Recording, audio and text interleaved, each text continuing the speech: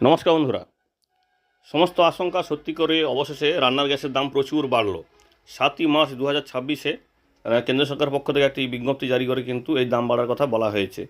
এবং এই দাম বাড়ার কারণ বলা হয়েছে যে মধ্যপ্রাচ্যে যে যুদ্ধ চলছে ইরান, আমেরিকা এবং ইসরায়েলের মধ্যে, এবং যার ফলে হরমুজ প্রণালী বন্ধ হওয়ার কারণে কিন্তু এই দাম বাড়ার বিষয়টি।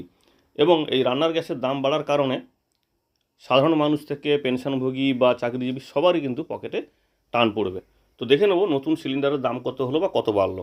বলা হচ্ছে যে গৃহস্থ সিলিন্ডার বা ডোমেস্টিক সিলিন্ডার বা বাড়িতে যে ব্যবহার করা হয় সিলিন্ডার 14.2 কেজি যে সিলিন্ডারগুলি থাকে রান্নার এলপিজি সিলিন্ডার, তার দাম 60 টাকা বেড়েছে এবং তার ফলে নতুন দাম হয়েছে 939 টাকা পশ্চিমবঙ্গে।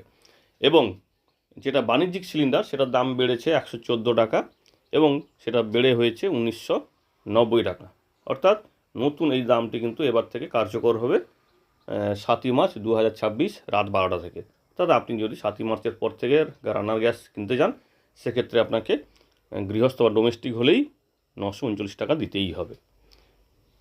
আশা করি খবরটি হয়তো আপনাদের কাজে লাগতে পারে, যদিও খবরটি খুব একটা সুখের নয়, কারণ এর ফলে সাধারণ মানুষের এবং সেই সঙ্গে চাকরিজীবীদের সবারই পকেটে কিন্তু কিছুটা হলেও টান পড়বে।